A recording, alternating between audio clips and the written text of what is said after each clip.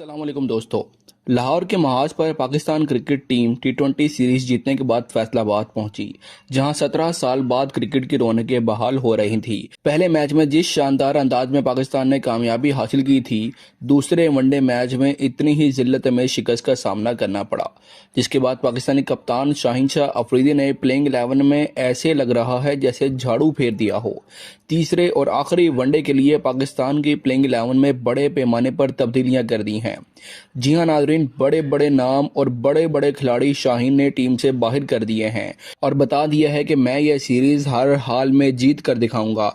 जितनी मर्जी लॉबिंग कर लो मेरे खिलाफ, जितनी मर्जी ग्रुपिंग कर लो, प्लेइंग 11 में सिर्फ उसे ही रखूंगा जो परफॉर्म करेगा, वरना बाहर बैठेगा।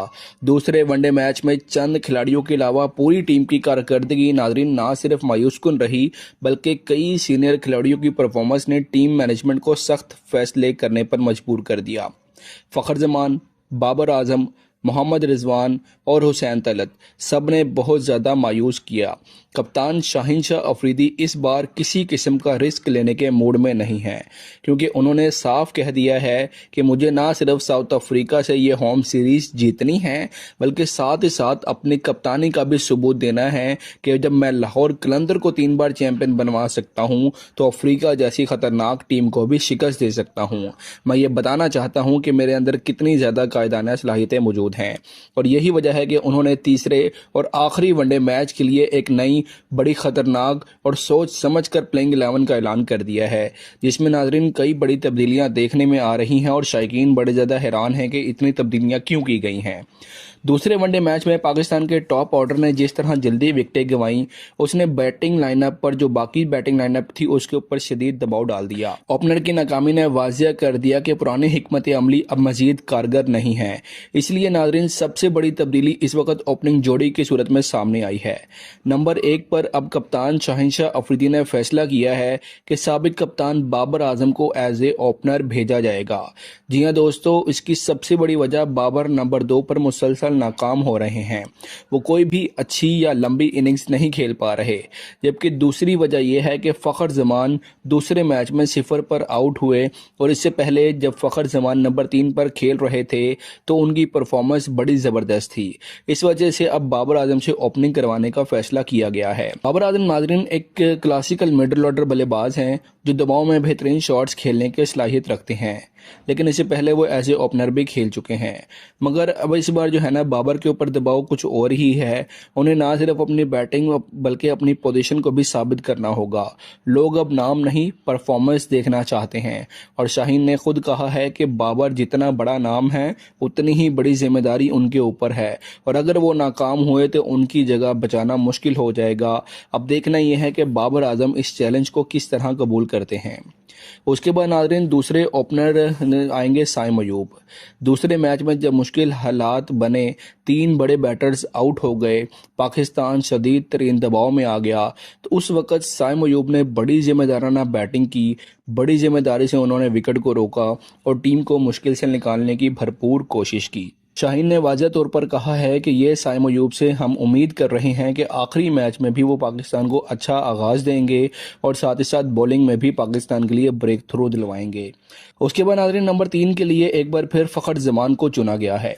चाहे वो दूसरे वनडे में उनकी कारकर्दगी इतनी तसल्ली बख्श ना रही और वो 0 पर आउट हो गए, लेकिन वनडे क्रिकेट में उनका रिकॉर्ड बेमिसाल है। फखर जमान वो खिलाड़ी है जो अगर एक बार सेट हो जाए तो किसी भी टीम के बॉलर्स के लिए तबाहकुन बन सकते हैं। उनकी धुआंधार बैटिंग कई बार पाकिस्तान को नामुमकिन हालात से निकाल चुकी है। शाहीन अफरीदी खुद लाहौर कलंदर में उनके साथ खेल चुके हैं, इसलिए वो बखूबी जानते हैं कि फ़खर किस मिट्टी के बने हुए हैं। वनडे क्रिकेट में वो पाकिस्तान के लिए एक लाजमी हथियार हैं, और ऐसे बल्लेबाज जो इनिंग्स का आगाज़ ही जारहाना अंदाज से करता हो तो मुखालिफ टीम के मंसूबे बिगाड़ने की पूरी महारत रखता है। उसके बाद नाज़रीन नंबर 4 पर टीम के अंदर वापस आएंगे मोहम्मद रिजवान। रिजवान एक मुस्तकिल मिजाज और फाइटर किस्म के खिलाड़ी हैं, और ऐसे खिलाड़ी हैं जिन्होंने मुश्किल हालात में हर दफ़ा पाकिस्तान के लिए परफॉर्म किया। और रिजवान के बारे में ये कोई शक नहीं है कि वो टीम के लिए दिल से खेलते हैं। उनकी फ़िटनेस, उनकी एनर्जी और विकेट के पीछे जिस तरह वो शिकार करते हैं, सब कुछ टीम के लिए बड़ा कीमती है। और वनडे फॉर्मेट में नंबर 4 की पोजीशन उनके लिए बेहतरीन है। जहां वो इनिंग्स को जोड़ सकते हैं। ये अलग बात है कि दूसरे मैच में वो परफॉर्म नहीं कर सके। इसकी नाज़रीन एक तो वजह ये है कि अभी अभी उन्हें कप्तानी से हटाया गया है, और एकदम उनको कप्तानी से हटाया गया तो एक मेंटली तौर पर भी बंदा अपसेट होता है। इस वजह से वो दूसरे मैच में परफॉर्म नहीं कर सके। वरना रिजवान वो खिलाड़ी हैं जिन्होंने पाकिस्तान क्रिकेट टीम को कई तारीखी कामयाबियां दिलाई हैं। ख़ास तौर पर जब वो कप्तान बनकर ऑस्ट्रेलिया और जनूबी अफ्रीका गए थे तो वहां पर उन्होंने शानदार कामयाबियां हासिल की थी। और ये वो खिलाड़ी है जिन्होंने अपने वक्त के बड़े बड़े और तजर्बाकार कप्तानों को भी नाकामी के मनाजिर के दरमियान पाकिस्तान को जीत दिलवाई। ताहम पीसीबी ने उनकी अचानक कप्तानी खत्म करके शाहिनशाह अफरीदी को जब कप्तान बनाया तो उसके बाद रिजवान अभी जरा थोड़ा बोझल बोझल नजर आ रहे हैं। 5वें नंबर पर सलमान अली आगा आएंगे नाजरीन। एक ऐसा नाम है जो खामोशी से अपनी जगह पक्की करता जा रहा है। अब ये कह सकते हैं कि T20 फॉर्मेट के लिए शायद सलमान अली आगा नहीं बने। आगा ने टेस्ट और वनडे दोनों में अपनी ऑलराउंड कारकर्दगी से सबको बहुत ज़्यादा मुतासिर किया है। ये ना सिर्फ एक समझदार बल्लेबाज हैं बल्कि गेंद से भी अच्छी स्पिन बॉलिंग कर सकते हैं और दरमियानी ओवर्स में पाकिस्तान को ब्रेक थ्रू दिलवा सकते हैं। आप सलमान अली आगा की पिछली 7-8 इनिंग्स उठाकर देख लें, आपको मुश्किल से 1 या 2 इनिंग्स ऐसी मिलेंगी जिसमें आगा ने 50 से कम रन्स किए हों, वरना उन्होंने 60, 70, 80 या 100 रन्स किए हैं ODI में ख़ास तौर पर।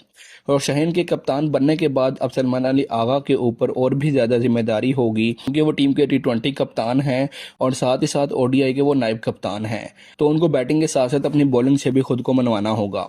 नंबर 6 पर नाजरीन पहले मैच में हसन नवाज खेले और दूसरे मैच में पाकिस्तान ने जो है ना हुसैन तलत को खिलाया। लेकिन नंबर 6 एक ऐसा जो है ना मसला बना हुआ है पाकिस्तान के लिए कि इसके ऊपर किसको खिलाएं कुछ समझ नहीं आ रही। दूसरी टीमों के नंबर 6 पर खिलाड़ी ऐसे खतरनाक आते हैं कि वो 6 छक्के भी मारने की सलाहियत रखते हैं एक ओवर में, मगर पाकिस्तान के लिए इस विकेट के ऊपर कोई ऐसा भी नहीं आ रहा जो इनिंग्स को बिल्ड कर सके। छक्के मारना तो बड़ी दूर की बात है। तो पहले मैच में हसन नवाज खेले और दूसरे में हुसैन तलत। लेकिन अभी तक की इतलात के मुताबिक नाजरीन तीसरे और आखिरी मैच के लिए एक मरतबा फिर हुसैन तलत को ही पाकिस्तान जो है ना रिटेन करने जा रहा है प्लेइंग 11 में। उसकी वजह यह है कि हुसैन नवाज ना सिर्फ बैटिंग बल्कि अगर ज़रूरत पड़े तो वो बॉलिंग भी कर सकते हैं। उसके बरक्स हसन नवाज मुसलसल नाकाम होते आ रहे हैं। वेस्ट इंडीज़ के अलावा उन्होंने अभी तक किसी भी सीरीज़ में परफॉर्म नहीं किया। नंबर 7 पर एक मरतबा फिर नाजरीन मोहम्मद नवाज ऑलराउंडर होंगे और उनकी जितनी तारीफ की जाए कम है। और क्या ही ज़बरदस्त उनका इस वक्त दौर चल रहा है नाजरीन। आपने पहले मैच में भी देखा होगा जब तमाम खिलाड़ी एकदम आउट होते रहे और पाकिस्तान मुश्किल में फंस गया तो नवाज ने एक ज़बरदस्त छक्का मारकर पाकिस्तान को वो मैच जितवा दिया।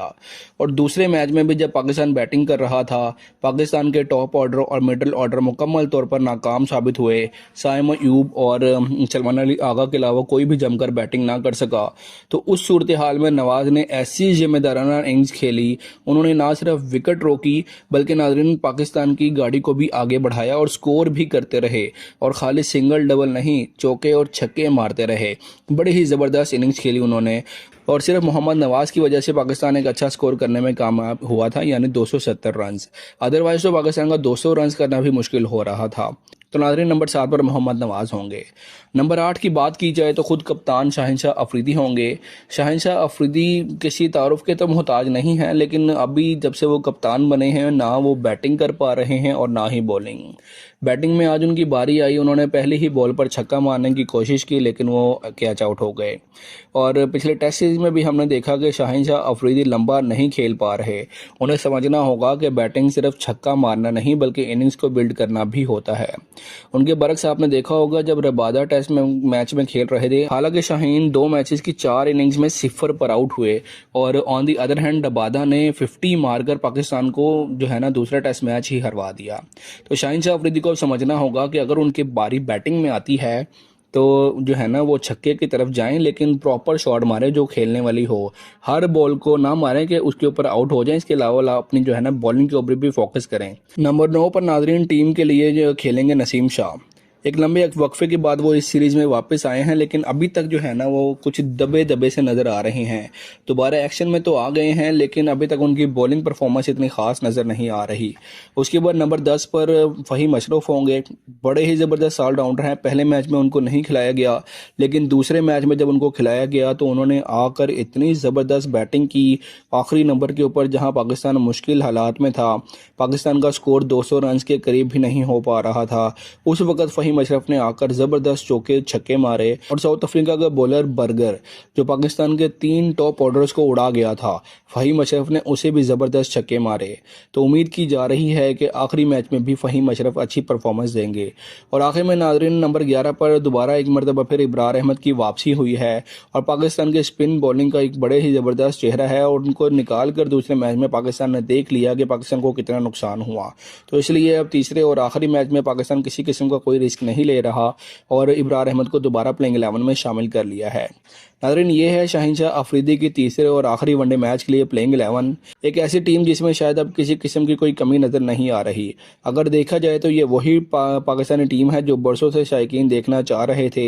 और दूसरे मैच में पाकिस्तान ने जो गलतियां की और ख़ास तौर पर शाहिनशाह अफरीदी ने एज ए कप्तान जो गलतियां की, उम्मीद है कि आखिरी और जो है ना तीसरे ओडीआई मैच में वो ये नहीं करेंगे और अपनी पहली सीरीज़ एज ए कप्तान जीत कर पाकिस्तानी कौम को ये खुशी देंगे।